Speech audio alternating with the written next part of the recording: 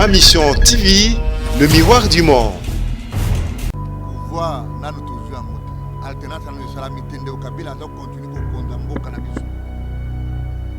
Yo soyez bien en boca ni le gouvernement ici et ça là, parce que le chef d'État a prêté serment 7 mois, 8 mois, le gouvernement est matin. Et ça pour lobby ba lukaye ba nous ba kangaye pour na haute trahison, il a mal utilisé le chef de l'État pour na boy. Sankuru est dans la jungle.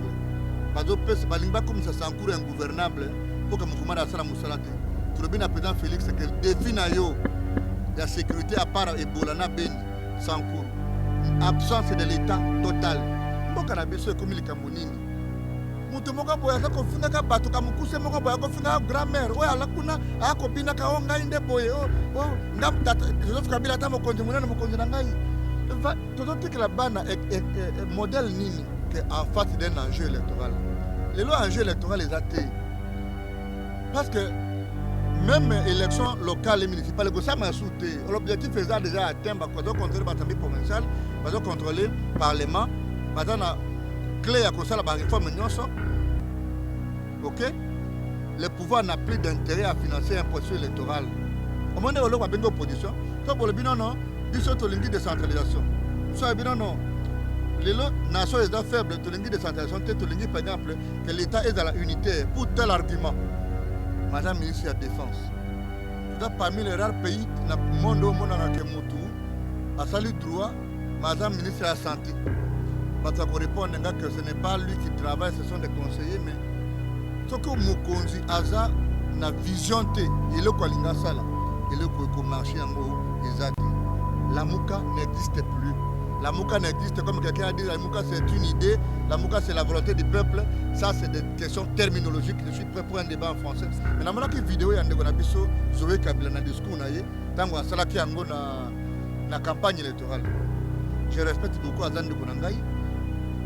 Mais moi je pense que la constitution et le but mutakolo bana monoko ya yebi atana soil il fallait faire la campagne wana devant ma député pour monoko ya le bakone za français et ça monoko mo za approximatif za pembeni ya français.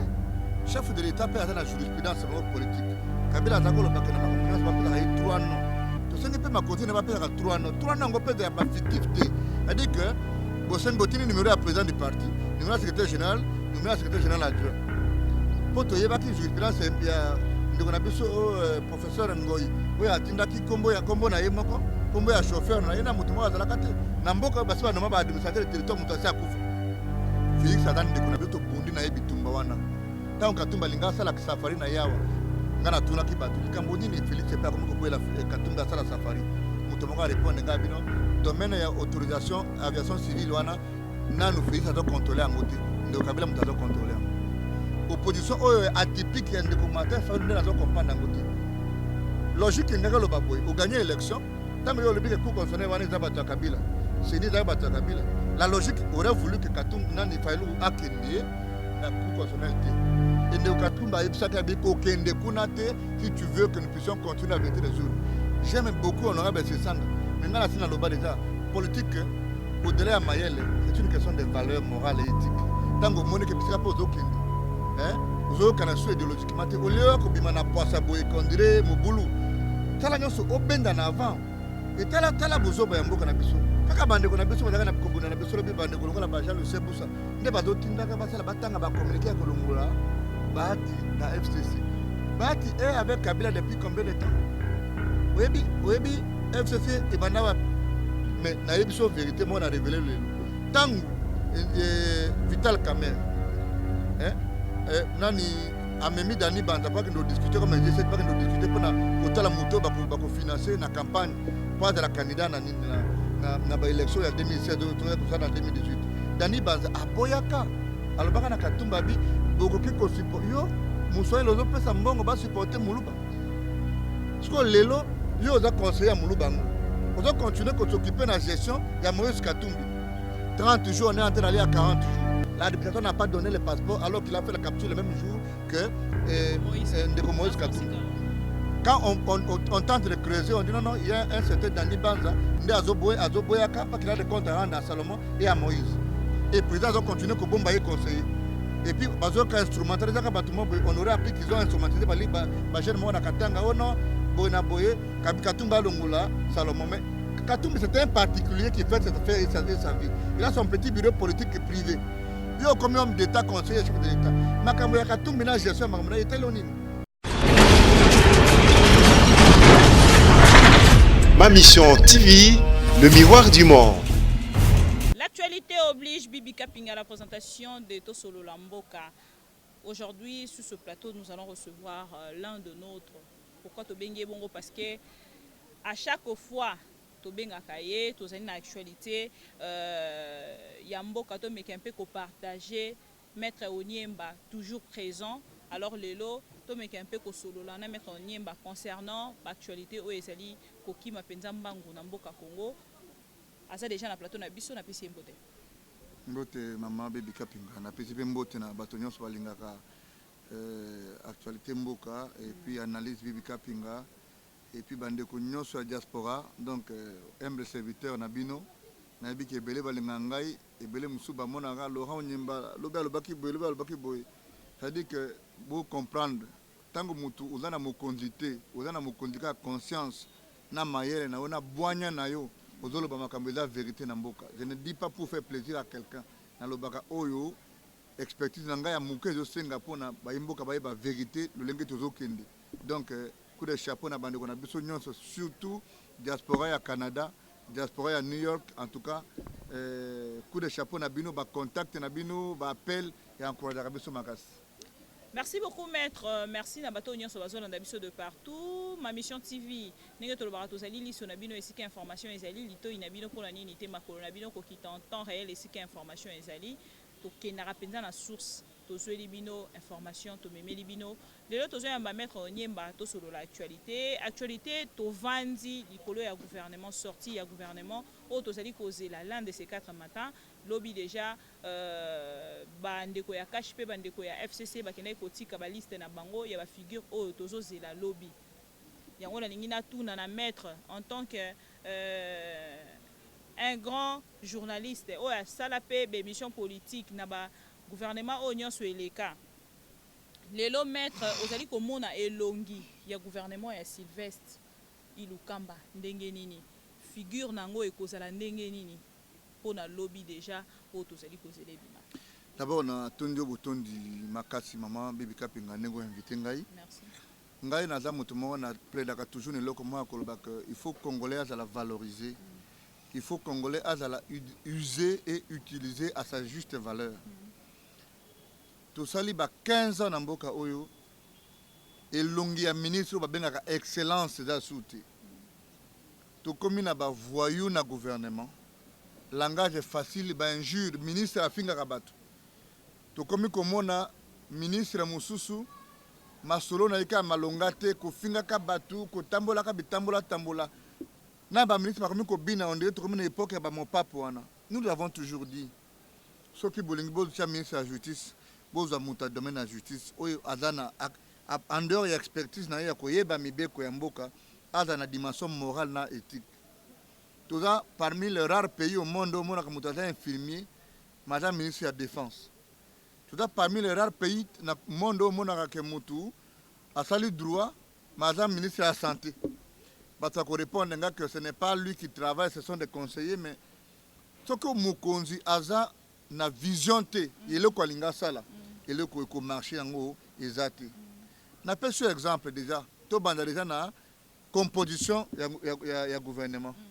Et là, quoi, Liboso, notre constitution est le biboye. Que le gouvernement est fait de la représentatif. Nous avons aligné plus de 4 gouvernements ici. Autrement, on a rappelé que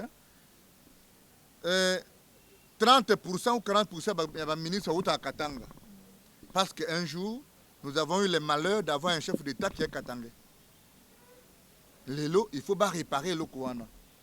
Toza, autant de tribus, il y a des tribus qui sont, je veux dire, en connivence avec les autres. Il faut qu'il y ait un travail de fond pour que le gouvernement soit représentatif et que pour que le gouvernement représente toutes les facettes de notre nation. C'est le calibre. C'est le cami balé expertise. Et je sais que mutu na mutu, dans domaine naie. Même si on a eu des pèses, même si on a cash, même si on a ceux qui wapi, ceux qui FCC, ceux qui la mouka, ceux qui indépendants, ceux qui experts. Tant que personne ne connaît Matungulu, akende na bad. Mutu moko ya Malonga, oya akenda campus, akenda UPC, UCC, atanga classe Malonga, ko contester Matungulu na makambo ya économie. Bato économie bato ko ba matata ponyo mapon.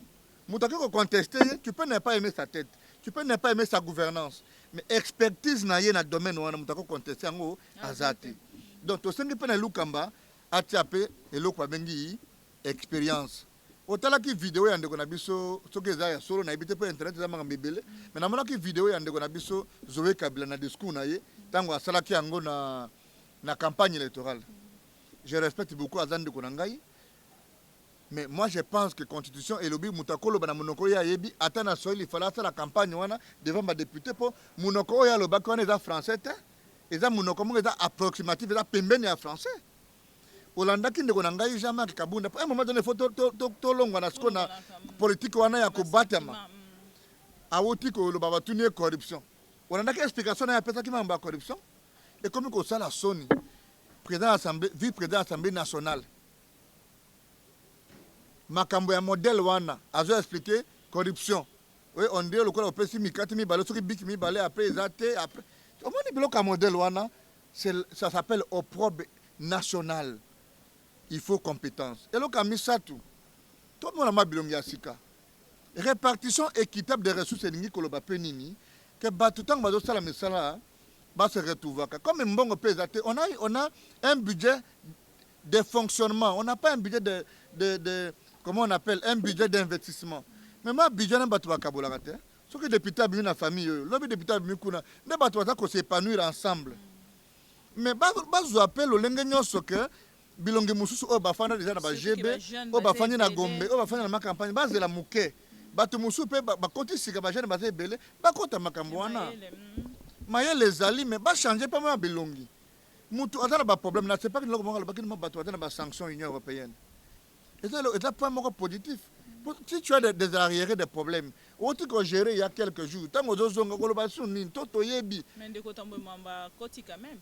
Nabi boto le gouvernement mukolo ko benga mamba Sénat na répondre mamba Sénat na ebiso ka mamba gouvernement to sengi bilongi asika to sengi pe que chef de l'état peut atteindre la jurisprudence politique Kabila atako le bakena makambo nyonso ba peta ka 3 non to sengi pe makote na ba peta ka 3 non ngo peta ba fictivité c'est-à-dire que bo sengi botini numéro à président du parti numéro secrétaire général adjoint poto yeba ki jurisprudence ya ndeko na biso professeur Ngoyi oya atindaki kombo na ye moko kombo ya chauffeur na ye na mutu moko azalaka te na mboka basi banoma ba administrateur de territoire mutu asi akufa donc tosengi biloko wana ezala mwa professeur Mbata kuta apesaka mwa bacritère moko boya bino on peut même confier la question à un bureau d'études pour identifier les gens qui peuvent faire mieux donc tosenga gouvernement esala musala wana eloko ebomi mboka oyo mama kapinga eza partage équitable des reports de bino wana o plateforme boy o ressources boy.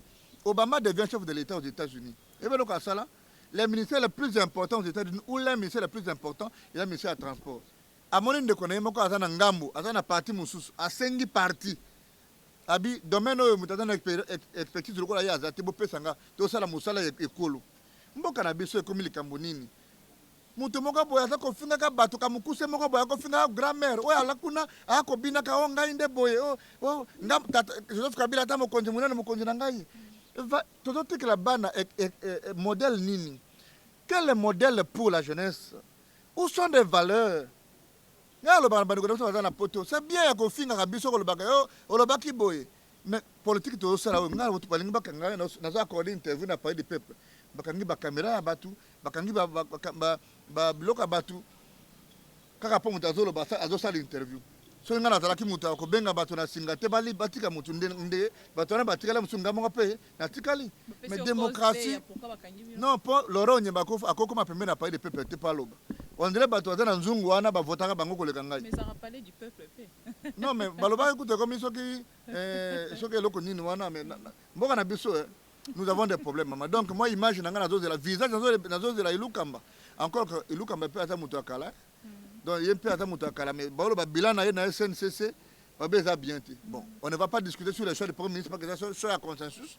Donc il y a facette, tout ça, il y a FCC cash, tout ça, de la caractère, Premier ministre a ça la meilleure choix. Il n'a dit que le Premier ministre n'a pas beaucoup de manœuvres. Tout ça descend à Bango. Le chef de l'État. Attends, Joseph Kabila, attends qu'on tinde à tout tata. Tinde à Belonga Sika. Par exemple. Ce n'est pas qu'attendre expertise, ce n'est pas qu'attendre maïleté. Mais ça n'est pas moi, Mingi Pembe Nayo. C'est les mêmes personnes qui ont travaillé hier. Qu'est-ce que tu auras fait? Batu musu FCTP go panza na po, batu musu basi balembi. Na petit coup de chapeau na ndeko nanga ya nanga onanga bono sumba alongwe. Alongwe po esifika comme ngola shida. Omone ndenge salam na Sankuru eh. Ndako na yaka na epsa na bitu go bunda etumba ya Sankuru. Démocratie et s'imposer dans Sankuru. Tu rebite que mutomoka gagner contre mutomusu, mais tu rebaki candidature unique eko salama. Sankuru to longi na ba député provincial na biso to laksi mokino bimaka bolobaka o province ya Lumumba o bona to laksi bino que dictat ya kolobaka o mot d'ordre eleki na Sankuru na ba député provincial bana mike donc makambe sala maka o no mot d'ordre ba voter mutu boy eza lokuta eza ni question de confiance na question ya kanyaka. Honorable et s'il vous plaît maître to mesala ko yamba honorable maître s'il vous plaît nakati wana to komi koyoka déjà ndenge lobi tout à l'heure ki batinda pe bilongi ya sika. Écoutez, ngai na lingi ko sala politique ya ba individuité, na lingi ko sala politique ya ba individuité. Pour ceux qui na lobby ko zaka non, il m'a attaqué à salaki boy. Nga pona ngai principe général qui doit s'appliquer à tout le monde. Bilongi ya sika. Et puis eloko zolo bana ke batel professeur Luzolo. Nani oya tanga na campus ya bi Valère Luzolo te. Luzolo a professeur à monene. Mais nous autres, assez à ça là déjà dans la justice. Si tu as besoin de mon commentaire, assez à ça là. Si j'ai émis un principe à Kolobaketo, tu as bilonga sika. Parce que nous sommes pas tangi droit bien bazana, FCC bazana cash bazali. Ok? Na ko tangro ata 10 personnes bato bazali. Donc principe wana kande, ils ont ça là écrasé mais du point de vue de l'expertise nous autres là, ngana bi et donc comment loba ya transfèrement croisé. Na tika na ngolo ko la momo bo ça comme ça to ebima français mingité mais tout le français muké. Tulungama biloko moko ya modèle wana et donc pour na koloba eloko zolo bana papier zotamba na internet na sina moni beza basel ba article là non ezelo ka lokuta za fake news donc to landa ngote ce que le zolo ko de la proposer na FCC tant mieux mais ngai na zokanisa que pona lelo to sangisa trois critères liboso gouvernement est représenté mutata na Nkoro na Katakombe na Uvira na Kasongolunda na Bikoro na Ndemba bato nyonso ba se retrouver tant bazo mona mutazolo ba ko se retrouver ka tempo na mbongo te ali ke tanga zolo ba do représenter bato bazo mona ke mwana ekolo ya solo ba yebi ke sociologiquement pe ato yebaki azaka village voisin atata na territoire oyo eloka misa tubabi mutwana atama elongi mususu to mona expertise ba kalise mususu. Nous sommes les seuls pays au monde dans le baka mingi phrase wana oyo ko compte na ministère mo bokuti mutu tata na zaka ministre wana il est mort comme ministre wana moi na yepe comme ministre wana ba photo batiaka de 2001 à 2008 tata na ye de 2008 à 2020 yemoko et puis azo balima tchelongia de 2020 à 2023 moi na ye siko bolingi bolo baka lobi siki peuple congolais obi peuple basi ba lembi makambo tango to lo baka manga peuple pas na raison peuple c'est lembi ba politicien ngongo na ngai na suka ko zaka partenaire à Moïse Katumbi so matuni ngai elongena zani amino elongena zanga partenaire Moïse Katumbi ataka Katumbi soki lelo lobi na moni bringa le président pardon ngana ko yakana yo à cause du fait que za chrétien ko langai que ça Katumbi ba chapelet na toujours na mona bilan na yo ya Katanga na mona volonté na yo ya ko bongosa Congo na ko accompagner ba Congolais mukula ko salma ngambona soute ronye mbana longwe. Merci beaucoup maître Tokende siko na ngambo kaka ndenge olobi déjà comment ndeko Moïse Katumbi oya utiko tika penza ebonga ya lamuka na ndeko Jean-Pierre Bemba maman F Bazali bazalaki wana pona kozwa kosala échange wana mais na yingina tuna boye mais yo utiko mona na ba discours ya ndeko to utiko mona biso nyonso na ba discours ya ndeko Moïse Katumbi opposition républicaine oyo epesaki penza nungunungu pe na mato ya bayi congolais ebele bayokaka opposition démocratique, opposition républicaine, na opposition à vérité des zones. Ya ndeko Moïse Katumbi. Tokei na ndeko Bemba ya rasali ba discours na ye alobeli opposition démocratique. Tokei na ndeko Martin Fayulu azotelemela kaka vérité des urnes. Ba yibi biso pouvoir ya kozala radical. Ndenge yo zali komona nyonso wana. Position na yo ezali kolala na ngambo. Position na ngai lekolo banini. Toi dans la vérité, là on a ngalo bana vérité. toloba ngona ndenge ya bosolo ngana yo bitumba toza kobunda na mboka oyo bakongole bayoka ngai bisika bozali pouvoir nanu tozwi yango te alternance nanu esalami te nde Kabila aza kokontinue kokonda mboka na biso soki nakoloba boye alternance esalami à 2 temps tant liboso peuple baza kola endormi mpo bapesi na mideko Félix oyo basimbie na mokila soki tolingi alternance ya solo tobunda na Kabila tokata liboko wana mokila wana batika Félix libre Félix aza ndeko na biso tobundi na ye bitumba wana ntango Katumba alinga asala safari na yawa nga natunaki bato likambo nini Félix epe akomi koboyela Katumba asala safari moto moko arépondre nga bino domaine ya autorisation aviation civile wana nanu Félix aza contrôler yango te ndeko Kabila moto aza contrôler yango Félix aza faible tosala effort todélivrer ndeko na biso mpona tozwa résultat eloko ya liboso.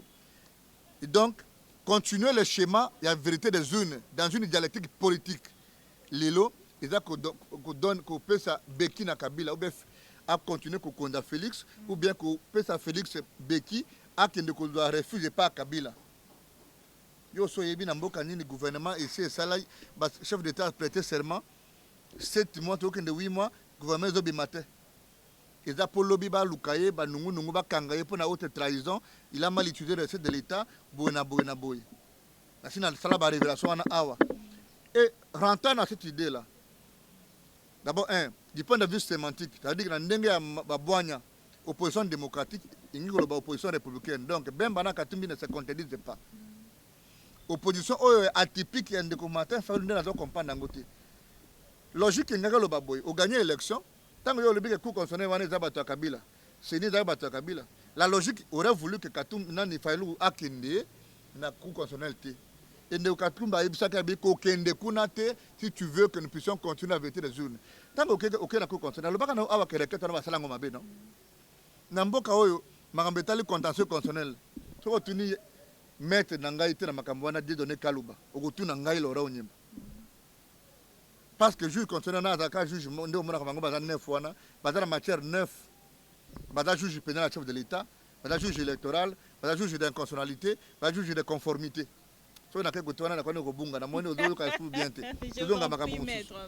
Donc, opposition, tant que vous avez un coup constitutionnel, vous comprenez, et puis le coup constitutionnel a rendu jugement, tu dois, comme un homme d'État, te plier au jugement. Si on continue de rechercher la vérité des jeunes, n'importe quel moutada pembe naye, a tout ça le débat contradictoire pour la cohérence entre la vérité des urnes et aller à la Cour constitutionnelle. Et donc, parce que ça, c'est un peu de la ministre. Ça, c'est un peu comme mandataire. Mais ça aligne pour faire une contre-proposition. Si on n'est pas au service du ventre, c'est qu'on est au service de l'État. Alors, ben bana Katumbi alobi non, tout que dans le Parlement, tout identifier force na biso. Loi oyo sala ka porte-parole de l'opposition ezala. Ba voter, ils ont déjà voté, ba pour na porte-parole, attends na vie pour ministre, tout sanganaka. To pesa na makanisi. Po to bango ba sali sotu moto de biso bango sotu moto lobi 7 millions de kuta. Tout ça dans la moto moko akosala sotu moto na 2 millions. Au moment où le bengo opposition, to bolobi non, biso to lingi décentralisation. Muso bi non. Les nations sont faibles, tu as décentralisation, tu as par exemple que l'État est dans la unité pour tel argument. Ce qui est par exemple, le budget en Boka est 5 milliards. Opposition, le budget, tu as un GECAMIN. On peut relancer la MIBA. Comme les lots, tu dois exploiter le pétrole, tu as un cassiterite. La taxe, tu as un code minier. Il faut pas loger, les partenaires vont loger, mbongo na bango 40% na mboka na biso. Mbongo faut na devise boy. Budget na biso faut de 10 milliards. DGRAD, DGI, DGDA doivent mobiliser autant. Bah, assignation à Bango. Les autres zones de DGRAD pour la côté de la recette. Le gouvernement est déficitaire. Moutoua Salima Moussala Malunga, Lélo Namboka, ils ont DG1 et DGI. C'est là le Goli. Ils ont chaque jour, quand ils ont DGI et Koti, nous avons solo et Mambongo, la Banque centrale. Oh non, tous ont autant de réserves en devises. L'équivalent de 6 semaines, ils ont bon à DGI. Nous avons un DGI. Ils ont un bâtiment qui a 1 million de francs congolais. Nous avons chef de travaux de l'université, nous avons 1 million de francs congolais. Bino bata DGI. Tango c'est le go la kota kawa au rappelé ngelo komoko bo tela ke maboko oh bona lelo bozo traitement à 1 million yo huissier tu es prêt que lobi ba tiangwa la place publique un militaire azokufa na Beni bana bazo tanga te azolia vungule moi na ya azotanga na mama Beni na kanti azozwa 85 000 il faut arrêter à un moment donné donc moi arrêter tozwaka na mboka oyo neti lelo ezotaka na DGI et donc coup de chapeau na ndeko na biso na DGI et des gens comme ça on ne les responsabilise pas bazo sala gouvernement bato bazo sala musala malonga pona kozwa moi ko pesa la plus-value bazo nango en termes d'expertise bazo pesa yete pourquoi ne pas envoyer cela là aux finances il a fait montre ce qu'il fait par exemple na DGI pour la unité quotidienne na finance si c'est le problème d'expertise donc pour rejoindre la question de l'opposition, il faut tout le Parlement. Je suis d'accord avec Moïse Katumbi, tout le Parlement, tout ça l'opposition classique. Toi, accompagner beaucoup de la mécanisme. Toi, tu as vérité des unes. Nous avons déjà perdu ces combats-là. Le Congrès a collé la vérité des unités. Et comme on a pu chuter, comme balancer, tu vas attendre, tu vas comprendre que je sais que. On est en train de faire balle. Pénalité, les bossons de Moïse Katumbi, il y a mis balle, il y a mis ça tout. Ce qui match, comme 90 minutes. Ata marathon dans le terrain on a ka ba supporter ba komiko bimba ndeli kambo ozomona lelo wana ya lamuka vérité zate au delà du fait que exactement ba crispation mon boyema ba erreur mon boy salama par-ci par-là tant que lever orientation par rapport à partenaire sur tel projet batu musu bazozonga sima batu musu bazosala boy batu musu batie ba moyen bango pona intérêt écolo batu musu babimoni ba komi grand ba komi on dirait na moi discours mon boy orgueil batu musu ba komi ko regretter. Finalité dans la mouka même si on n'en parle pas c'est comme un enfant qui réclame les obsèques des princes. Il faut confirmer que la mouka est koufi pour tout le monde de Moïse Katumbi a Télémi Penza na boké bignon so potalo ba que plateforme na ensemble et comme parti politique ndenge mokolo mosusu tozalaki no atosolola ki olobaki yo conseil na yo kopesa lokola pose la ki na réunion ya présidium mwana OK penza o confirmer na ndeko Moïse Katumbi nazalaki na réunion ya présidium tena en marge de la réunion pour nazalaki na rendez-vous na ko discuter na ndeko Moïse Katumbi to discuter ya boyebisa comme parti politique makelinso na lobaka ngo pe na répéter ngo na bi ngapo na ngai ndeko Moïse Katumbi OK akosala parti na ye il m'a donné la garantie mais comme alinga kosala biloko na ye asala kango bien alobi Laurent avant de faire mon parti na kosala parti na ko consulter les Congo entiers, les partis vont être représentatifs. Je ne veux pas d'un parti qui est identifié au président, à son promoteur, à son initiateur. Je ne veux pas d'un parti qui ne va pas survivre après moi. OK? Parti Ekoya. Mais je lui ai dit, je ne comprends pas pourquoi les acteurs politiques doivent venir ici prendre de l'argent pour aller alimenter les partis politiques. Alors que dans Kisa Bako, le peuple congolais va faire limite, va comprendre que va plaider pour l'intérêt de Bango. Et le gouvernement est obima. Yo sala comme ça ya journaliste. OK? Ce que olingo kota na cabinet ministre ba ko senga o ministre ko senga obima na ye ou bien conseiller na ye ou bien directeur de cabinet a comme ça moi si na ye pour comme attaché de presse. Mukoni to mona ba ministre malunga que non abimi penza sali boata bino bobenga nga Christian Bosembe.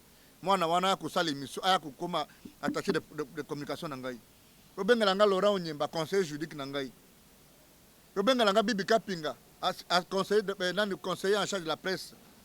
Bobengela ngai par exemple nene namona ka swazaka mama ele makasa bobengela nga Serge Kabongo bobengela nga Blaise Lunda droit des affaires yo za ministre du commerce extérieur yo za na conseiller moko ba kombo na comme si ce n'est pas les noms qui te ressemblent c'est les postes non ou les prénoms c'est des recommandations de ta femme de ton village mboka oyo siko nation to bonga nation des awapi on comprend.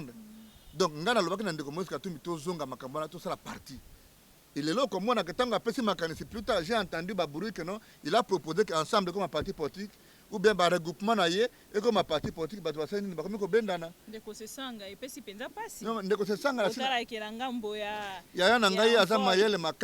j'aime beaucoup honorable Sesanga. Maintenant, déjà, politique, au-delà de Mayele, c'est une question de valeurs morales et éthiques. Tant que Monique Bissera pose aucun. Vous avez idéologiquement au lieu que bimana poissa boy condire mobulu tala nyonso obenda na avant obenga moninga na yo kenon de Moïse Katumbi na monike philosophie nanga zo kenayo te Déjà Katumba alobaka to supporter to appuyer ndeko Martin Fayulu na campagne. Ya kendaka na Luisa, il a fait campagne ya Fachi. Nzambe pe asungie Fachi comme président. Bongo soki Fayulu ndi mutadaka président. Pas qu'il faut toutes les questions na ba axe nyonso. Angalo banini. Bongo soki pe que Katumbi Félix Tshisekedi de ataka candidat na été pour depuis kala. Et ça débat moko todo le baka bato le balelo que j'aurais appris que mutato bloqué par exemple dossier à Salomon pour bato boya kana na le passeport à Salomon babi ezan de kona biso Dani Banza. Mais na yebiso vérité moi na révélé lelo.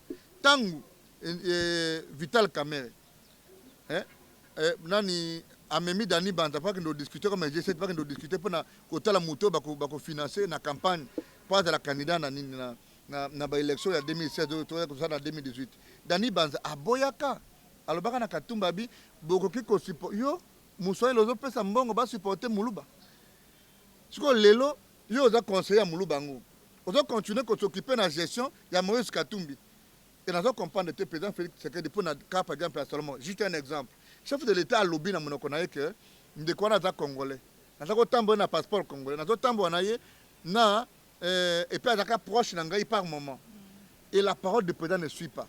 On a dépassé 30 jours, on est en train d'aller à 40 jours. L'administration n'a pas donné le passeport alors qu'il a fait la capture le même jour que Ndeko Moïse Katumbi. Quand on tente de creuser, on dit non, il y a un certain Dani Banza, Ndé Azoboyaka, parce qu'il a des comptes à rendre à Salomon et à Moïse. Et le président a continué que Bombaye conseiller.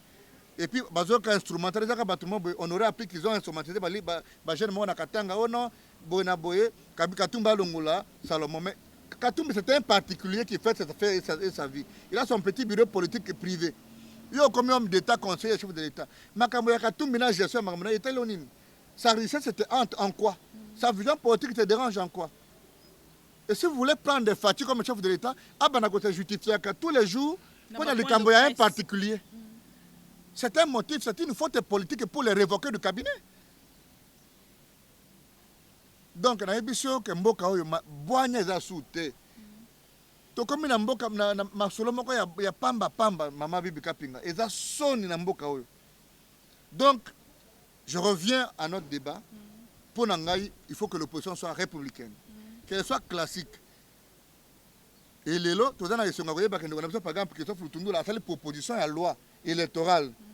Ah, Makanisiki, on a quatre coups de chapeau honorable Christophe Lutundula parce que a proposé les lots que Makamboya Kolobaka, oh non, président Sénégal de la montée société civile, il y a le Koutawana, il y a la bataille politique, le Kola Bandanga.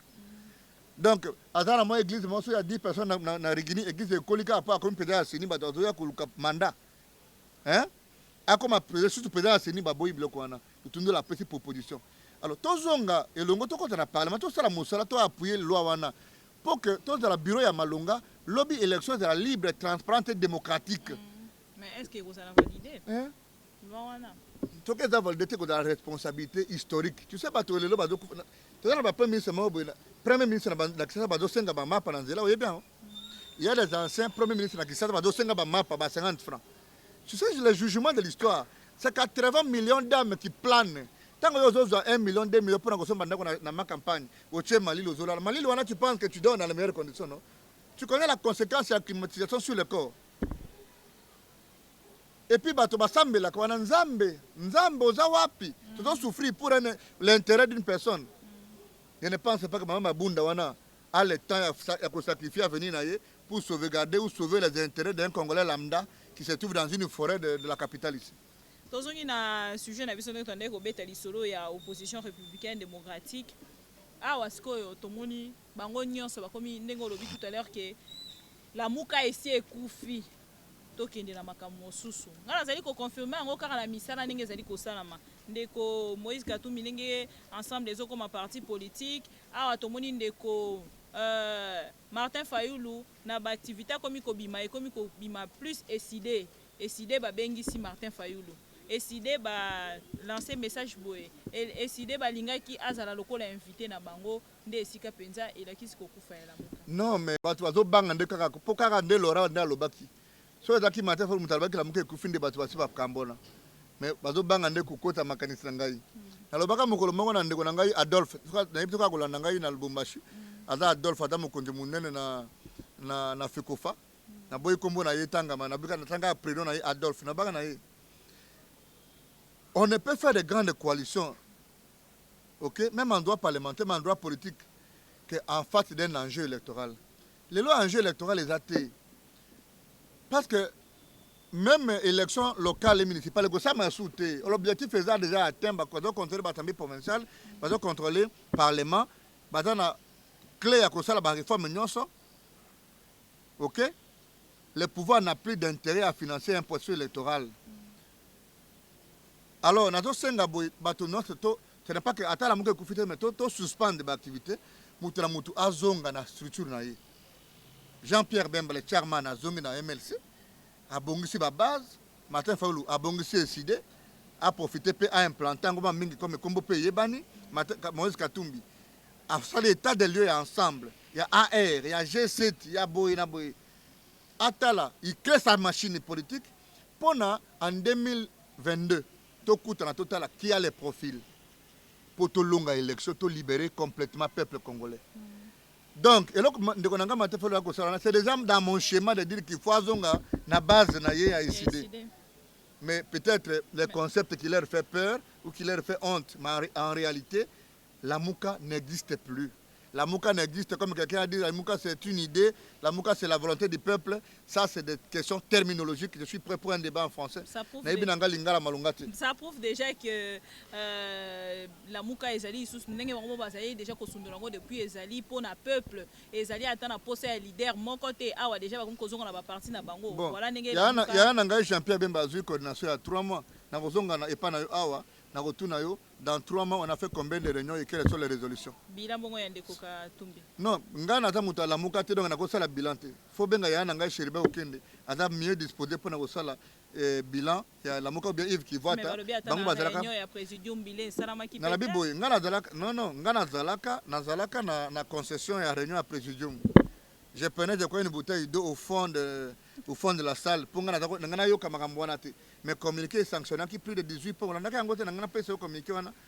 Ba pesi bilan ba pesi mozika tumba salaki boy potanga na ko ba tuma wada pemira mate fol ba finga katumbi ko Congo bazola lanzala ya zo tambo na kan on dirait Katumba amemaki constitution oyo zo sala ke ba défendre ba intérêt na bango te na yebite le lota na moni bango na Lubumbashi ba kome ko la mbwa oyo ba pesi mukwa mukila na katikati ya makolo tango ba tali bilan. OK, vérité exacte na minoka ba congolais mukolo ba congolais nyonso ba koyeba que bato bada censé ko représenter bango badande na musala ya la mabumu na bango. Je vois que les Congolais peuvent s'organiser un jour et commencer à rechercher les politiciens pour les abattre, opposition aux majorités. Presque à la fin de cette émission, mettre votre mot par rapport il y a problème au Ekoledi AFDC. Depuis Makambwana Nyonso et Bandi Kole Kanapenza, Tomeki un peu Kosolola Yangote. De votre côté, en tant que maître avocat, Moto Pachakali Somakas Nakati ya politique, Ayebipe Constitution Amboka, est-ce que tous les Landeko, Bati Lukwebo, Naba, Poste Oazali Kozela, Tope, Namwa Kota, Nalobi Boye, Namukuse, démocratie lingi kolobanini. C'est au-delà de la définition de Yebi Ango Batadao, répéter la chapelet na bango, ok, pouvoir du peuple par le peuple pour le peuple, démocratie lingi kolobanini. La capacité à se déterminer, à s'associer, à postuler, ok, à aller, à revenir, à conserver ses droits, à défendre ses droits et libertés. Le seul péché que Bati a commis, tu penses, c'est d'avoir dit que j'ai des attitudes, des aptitudes. Il y a cause de la candidature au Sénat. Mais c'est cela la démocratie. Et tel a besoin de Mboka Nabiso. Kaka bande ko Nabiso bazaka na kobuna Nabiso lobi bande ko lokola ba Jean Lucien Boussa. Nde bazotinda ka basala batanga ba communiquer ya kolongola Bahati na FCC. Bahati est avec Kabila depuis combien de temps? Oyebi FCC et banda wapi? Depuis PPRD après basali plus ya liboso ba komi AMP. Après AMP toke na MP. Après MP nde to konde na ba structure nyonso ya titre comme ko na FCC. Tout ça ya na ngai Jean Lucien Boussa azalaka na opposition. Nde lelo vraiment azui akomi mutu akolongola Bahati. Et puis makamba ko dédoublement ya ba parti politique. Tokendaka dialogue pour na makambo wana. lelo nene nkulu lelo nde nene nkulu nde alingi akoma mutu oyo azo représenter FDC allié soki azaka ata justice ya malonga nde bakanga bato wana donc nga nazoloba na ndeko Félix Tshisekedi parce qu'à la fin c'est lui qui va trancher soki ndeko Bahati bandimi te na kota ya FCC na gouvernement alors ndeko Bahati mutu moko te a représenté dans ce gouvernement là sinon ça va être un président fâché tu comprends soki parce que ndeko Bahati ne peut pas venir pour na kota ya cash ata mutu a cash te à défaut de reconfigurer les forces au parlement pour bato na union so bakende kuna et tout le monde oyo akozala à partir lokola banene kulwana c'est déjà oza cohérent na yo ça veut dire quoi président ya parti na yo atana ba statut il est légal ce que oza cohérent tu penses que faut que na FCC longwa na parti na ye et avec comme conséquence tu laisses les sièges pas que les sièges est pour les partis tokoye parce que mabende ni tokoye ba mabeso ki ba invalider bango te tokoye ba que même l'Assemblée nationale est une caisse de résonance la jurisprudence Germain Kambinga la jurisprudence Yves Kisombe tokoye ba que so ba longoli ba se désolidariser na ba tiwana te c'est que c'est les pouvoirs qui continuent à tirer les ficelles. Les partis est en transition au niveau des affaires étrangères et plutôt ministère de l'Intérieur. On connaît qui en est le responsable. On a vu Bahati souffrir avec ses partis. On les a vus recruter. Ndelo Bahati, pas que seulement il a été candidat. C'est une honte d'État. Ça fait trop sale. Et j'ai dit à Bahati, le peuple congolais comprend. Bahati, comme on vient de lancer le ton. Ça va continuer. Je connais encore 7 leaders du FCC qui vont quitter le FCC dans les 6 mois. Les juges concernés vont démissionner. Ils vont démissionner après combien de jours 6 jours. Tant qu'on a le bagan na qui a jamais deuxième. Même si tu as un ordre de disperser l'opposition, Chara n'a jamais deuxième élection. À combien? À petit troisième, nous sommes à 7e. Nous sommes à la fin, maître. Tolobeli Makamboya, plateforme où il y a la mouka, il fallait qu'il y ait Koufa. Tolobeli Yango déjà. Mais nous avons dit que à cash, nous avons dit à FCC pour Bango, mais qui la plateforme électorale. Donc, écoutez, on est à Bango, on a un avocat. On a un Moussa Nangai. Ce que nous avons pas na peuple congolais. Normalement, ce que je suis en train de faire ici, c'est que moi, je suis belé. Et puis, nous avons des clients, musique. Même si les clients sont ça bientôt, on a tapé sur $300. Au fond, on a dossier. Au lingo, quand il y a des gens qui ont parlé, quand il y a la famille, le lobby, le lobby a commis un message. Oh non, ça escroc, tout ça, tout ce message, tu répondre à Batabongo.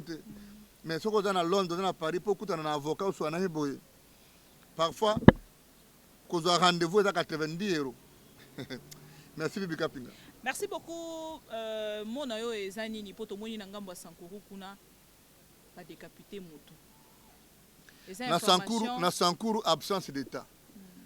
Félicitations d'abord na profiter na pesa na ndeko nangai Joseph Stéphane Mukumada comme élu gouverneur. Il y a un temps pour la campagne, il y a un temps pour la guerre. Nous on a combattu pour que les droits s'appliquent. Tout à l'honneur du professeur Félix Vundowe. Où il y a ça que Sankuru et Zala na valeur na nord na sud Ubangi na Sankuru. Bato afinga que Vundowe awa dans tous les sens. Les droits finissent par s'appliquer. Un service technique de l'État comme la CENI commençait à refuser d'appliquer l'arrêt d'un conseil d'État. Vundowe s'appelle icône du droit administratif dans ce pays. Tolobaki Eko Salema, il a fini par s'incliner. Nanga comprendre les limites que chaque chose a son temps. Et puis l'élection est salami. Et finalement, Sankuru est dans la jungle.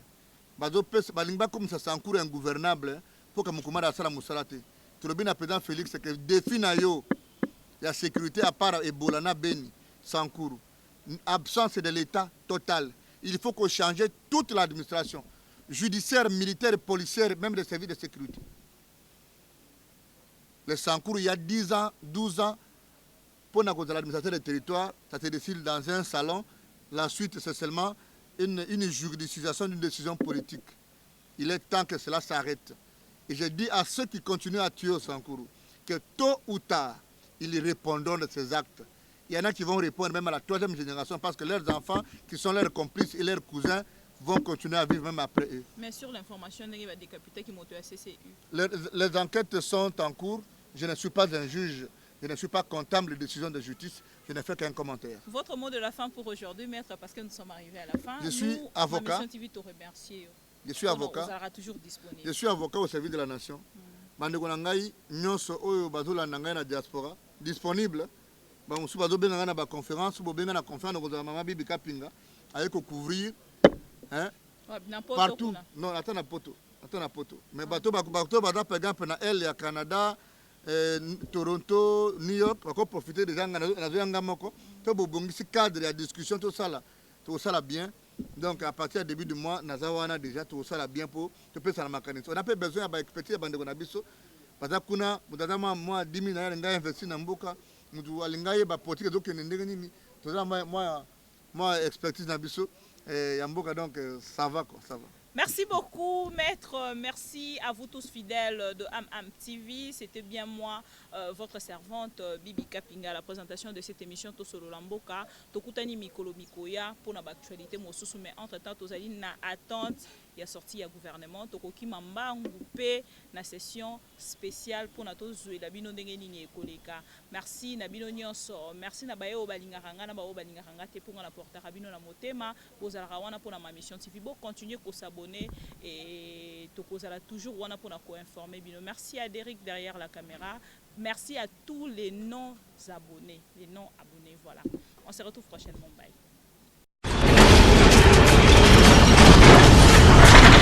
Ma mission TV, le miroir du monde.